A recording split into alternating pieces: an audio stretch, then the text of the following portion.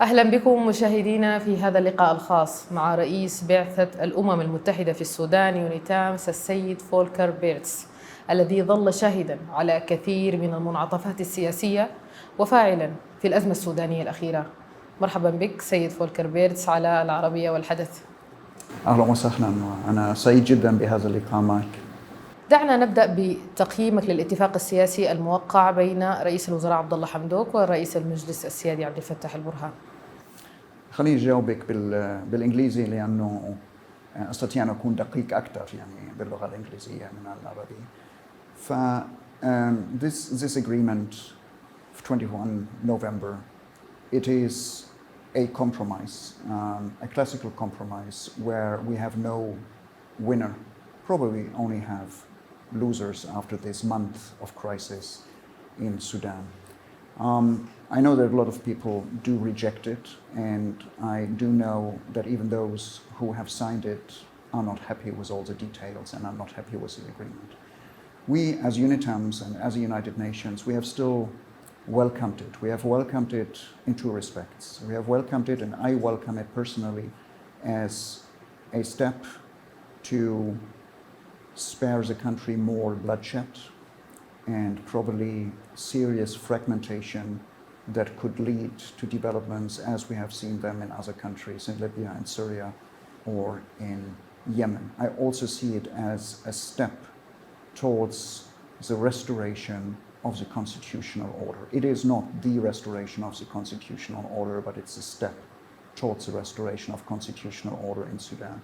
And second, I do see it as an opportunity to refocus on all the contentious issues in Sudan, which have been there before 21 September and before 25 October, and that need to be discussed as an opportunity to go back into a serious national dialogue about all the issues that need to be dealt with, and also to get international support back to Sudan. إذا ما الذي يجب كان أن يضاف في هذا الاتفاق، أو يعني ما هي البنود التي تتحفظ عليها بالضبط؟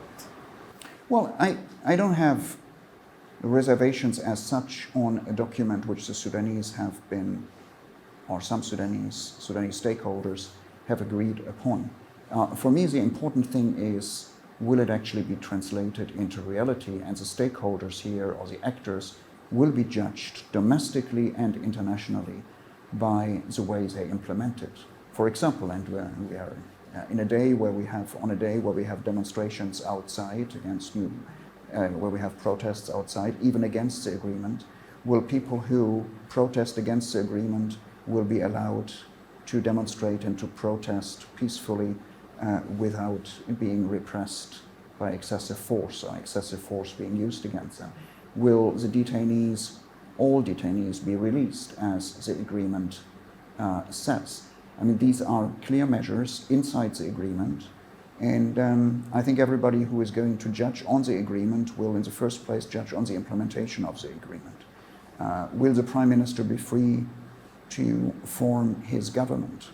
It's a very decisive question, or will we have interventions here from other sides? So it's not so much of having another line in the agreement as rather the question, will it be implemented? فيما يتعلق بالنقطة التي أثرتها حول العنف في التظاهرات، الشرطة السودانية عادة ما تقول بعد انتهاء المظاهرات أنها لم تقم بممارسة أي نوع من أنواع العنف أو تطلق الرصاص الحي. Well, we have seen different explanations that weren't really convincing over the last couple of weeks. We know that demonstrations sometimes go wrong, and the control of demonstrations go wrong, and we have had that before. We have had tear gas used excessively, perhaps, or even in a way which the police thought was the right thing. People have been hit by tear gas canisters, but we have had it for the first time, and I very much hope for the last time in Sudan since the transition began, that live ammunition has been used against protesters on a large scale. After one of these protests, we had 100 people injured. We had about 15 killed at that day, and 100 people being injured by bullets. This is not a civilized way to protect your own citizens. It's not a civilized way of riot control, even if some protesters probably have been pushing against the police, or even if some protesters, I don't know whether that happened, have used Molotov cocktails. You don't use live ammunition on a large scale to control a demonstration. كنت فاعلا أيضا في الأزمة الأخيرة بين البرهان وحمدوك، كنت تحمل مبادرة، هل يمكن أن تحدثنا عن هذه المبادرة أو ما هو تجاوب الأطراف حولها؟ Well, what I did from the beginning, from actually before 25 October, we knew there was a crisis. So I've been shuttling between civilian leaders and military leaders and civil society leaders and the FFC and others, even before 25 October. It was even more important after 25 October to shuttle between the different leaders, to listen to them, to find out what the problems are, to develop ideas on that level. I don't call it mediation, but we did then end up in facilitating mediations. One of the first questions I asked both General Burhan and Prime Minister Hamdok after 25 October was, would you accept that a wise persons committee be established, and we can help in establishing it in order to sort out the questions, the problems? And they both agreed very, very quickly. And then, of course, there was not just one committee of wise persons. There were a couple of mediation initiatives. We tried to coordinate with them, not coordinate them, but coordinate with them in order to have good ideas come on the table and probably get traction. And we also, of course, coordinated with the regional and international community and with regional and international mediators or interlocutors who came into the country. So we stayed in contact with both the civilian and the military leadership over all these 4 weeks. But the agreement that was in the end signed upon by General Burhan and Prime Minister Hamdok, that was a totally Sudanese agreement. We didn't draft it, nor did we give any detailed advice on the draft. قلت إن هناك كانت مؤشرات لأزمة بين المكون العسكري والمدني. دعنا نتحدث، يعني ما هو تقييمك؟ أين الأخطاء لأي جانب؟ خاصة أن البعض يرى ربما أنك منحاز أكثر للجانب المدني. I don't know whether I am biased to the one side or the other, but I guess both sides sometimes think that I'm biased towards the other side. And if you read comments upon my activity in the social media, I now get a lot of fire from different sides. Those who I think are closer to the military side and say whenever I speak about human rights in this country that this is an unwelcome intervention or interference with domestic affairs, and those who are closer to the FFC or to the resistance committees who say I should not have welcomed the agreement between General Burhan and Hamdok. So I think it's a natural position of a United Nations representative of the Secretary General to listen to all sides and also get fire from all sides if one tries to maintain non-partisanship here. We are biased, if you so wish. We are biased to our own principles and values. That is human rights, front up, human rights first, rule of law, accountability. And we are biased, if you want to use this word, to the agreements which the Sudanese themselves have agreed upon in the past, which is the Constitutional Declaration and the Juba Peace Agreement. We are here to help implement that. Do I have good relations to the military? Yes, I have. Were there people who were critical of Yunitam's coming in the military or outside of the military? Definitely. We think that we have done a lot of work in order to convince both the military and the civilian side that we are here for all of the Sudan. Maybe we haven't convinced everybody, but I hope we have convinced some. بعد أحداث 25 من أكتوبر، هل تعرضت للضغوط من جهات مدنية لمثلا فرض أي عقوبات على أفراد أو على السودان؟ هل تعرضت لمثل هذه الضغوط؟ Oh yes, there is a lot of demands or suggestions, particularly through the social media, which are saying, Volker, what are you doing? You are just talking. Now you should come and you should impose sanctions on individuals in Sudan, or you should go to Chapter 7. Unfortunately, Behind these demands, there's a lot of misunderstanding about what the United Nations and what a United Nations political mission in Sudan can do. For beginners, I would say we have a mandate which comes from the Security Council, and we are working on the basis of this mandate. That's originally Security Council Resolution 2524 of 2020. And this is the Chapter 6 mandate. And of course, I, as the Special Representative of the Secretary General and as the head of Yunitams, I cannot change my own mandate. That's the Security Council that can change the mandate. The same goes for sanctions. Individual nation states can impose sanctions, and they do so. And the Security Council, if it is united, can impose sanctions. But a representative of the Secretary General or a mission in Sudan cannot. We can still do something.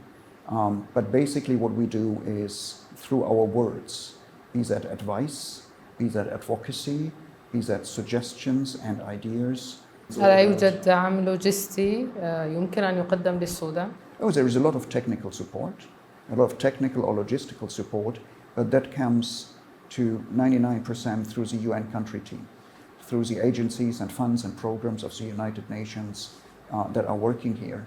UNDP, UNICEF, World Health Organization, and many others. And since we are here, and that is a decision from Security Council, as an integrated mission, it means we are coordinating and integrating with these programs and funds and agencies of the United Nations, so that the, what you call logistical support or technical support, so that is in line with our mandate, where we have started, like to support the Ministry of Justice in drafting an electoral commission law, and the next step is an electoral law. Elections are very, very important. It's not so هل تستطيع الأحزاب أن تستعد للانتخابات في هذه المدة المحددة في الوثيقة الدستورية؟ Well, the mudda, the timeline is still to be discussed. It was supposed to be by the end of 2023, with the end of or early 2024, with the end of the transition period. There seems to be a decision now where Prime Minister and President of Sovereignty Council agree that it should be advanced a little bit to like July 2023, which would give us a little bit more than a year and a half. That is technically possible. Politically, it's quite ambitious to prepare free and fair and credible elections in a year and a half. As I said, technically it's possible. It needs a lot of goodwill and good faith from everybody who implements it. It needs a couple of laws. It needs the parties to get their act together to establish. Some of the parties will probably first have to be established. They are just movements or just groups of civil society actors who may want to form a party, and they have to have party congresses. They have to develop a program. They have to put up candidates. Candidates have to be trained, something which the UN is quite good at, training particularly young people, women who want to stand for elections. So technically a year and a half, possible. Politically, it needs a lot of energy and a lot of goodwill and good faith. لماذا لا نرى ربما أيضا فاعلية لليونيتامس في جلب دعم لاتفاقية جوبا لإقناع عبد الواحد وإقناع عبد العزيز الحلو للانضمام للسلام؟ Well, maybe you don't see it, but it doesn't mean that it doesn't exist. We have been, as I said, very active together with the South Sudanese mediator in the negotiations in Juba this summer between Abdelaziz al-Hilo and the government. Now we know it got stuck, and it partly got stuck because, let me say, lack of trust. And I think the trust issue has become even more difficult after the events of the last month. The same goes for Abdelwahid Noor. He was not prepared to join the negotiation process in summer. He had his own positions, his own arguments, which I'm not supposed to discuss. He can do that better than I do. And I'm not sure it will be easier now. We need a couple of confidence building measures, and we can have them. We can have them in Darfur today. I mean, we are seeing that people are being killed every day in Darfur. If you want to start building confidence, we have to implement the security arrangements under the Juba Peace Agreement. بمناسبة العنف في دارفور، هناك أعمال عنف الآن في جبل مون بغرب دارفور. No, it is. Sometimes, I mean, we have been so focused on the events in Khartoum that we, meaning the international community, but I would also say with due respect, parts of the Sudanese community, have not been paying attention to what has happened in Darfur in the last 4 weeks in terms of politicized intercommunal conflicts. I mean, they are intercommunal, some people call them tribal, but they always have a political dimension, and they have a strong dimension of pure criminality. Criminals trying to exploit the situation, the weakness of the law enforcement agencies in Darfur, probably also that many of the actors who should provide security in Darfur were actually engaged and occupied here in Khartoum. So if we want to build confidence, to take it back and link it to your first question, what about Abdul Wahid al-Nur coming into peace negotiations, or Abdulaziz or Hello resuming them? It needs confidence to be built in this country so that even actors who we want to get in, who haven't signed up to the Juba Peace Agreement, see that the Juba Peace Agreement at least is implemented in full. تتحدثون دائما سيد فولكر عن ضرورة بناء جيش واحد. أليس هناك جيش واحد في السودان؟ Well, there is more than one army. I mean, we have the Sudanese Armed Forces, which is a regular army. But we also have, well, I sometimes lose count, 4, 5, 6, 7 different other armed organizations or armies, as I sometimes say. And if you have 3, 4, 5, 6, 7 armies in a country, it's impossible to provide stability. ألا يمكن أن تكون هذه عملية دمج الحركات المسلحة في الجيش، لكن الحديث عن بناء الجيش ألا يعد مجافي ربما للحقيقة؟ Look, I think the SAF, the Sudanese Armed Forces themselves, know that you have to have one regular armed forces under one command. And how do you build it? Yes, you can integrate the groups of the armed struggle in one way or other. There's a lot of negotiations to be had, and there have to be changes in the structures, not only of the SAF, but certainly of the armed groups. You have to have a discussion about that, and we call it security sector reform or military reform.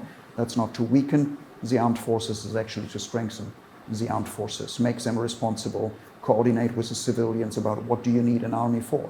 I mean, do you need 5, 6, 7 armed groups with their own weapons, their own cars, their own guns, having to be coordinated in institutions you have to set up in order to coordinate them? Or wouldn't it be much better if some of these groups would form something, just a suggestion, just an idea, would form something like the National Guard in the United States or in some other countries, where you have a force which is locally recruited and can intervene if there are problems in the location where they live, but then they would be part of one common army or armed force under civilian leadership, of course with a military command, but under the political leadership of a civilian government. I think it would be in the interest of Sudan, and I don't think there's much of a dispute between me here and the generals. المجلس الأعلى للنظارات البيجاء حدد للسلطات السودانية 4 ديسمبر المقبل لإلغاء مسار الشرق. ما هي رؤيتك لحل هذه الأزمة حتى لا يتكرر الأمر مرة أخرى في ولاية البحر الأحمر ويتم إغلاق الطرق والموانئ؟ You know, we have been quite intensively involved in negotiations before the military takeover of 25 October in trying to help resolve this issue with the East. And I do understand that the Beja Congress has given the stakeholders here a little bit more time now than for December, and saying they are going to give them another month. Even if it is 2 months now until we need a decision, it means that negotiations have to restart very, very soon. I don't think personally, but this is up for the Sudanese to find out with one another, and probably with some facilitation from international actors like ourselves or others. I don't think that the cancellation of one track would be a solution as such. What we need to have is a very inclusive discussion or dialogue about what the East needs. both in terms of representation. The East is politically or has been politically underrepresented. I think there is not much doubt about that. And I would say, at least as importantly, or probably more importantly, the question of how sustainable development could be achieved in the East. And that's a question of resources. So we have representation and we have material resources. These questions have to be sorted out. سيد فولكر بيرتس رئيس البعثة الأممية للسودان، شكرا على هذه الإجابات الصريحة. شكرا لك وإلى اللقاء إن شاء الله. المشاهدون الأعزاء، شكرا لكم وإلى اللقاء.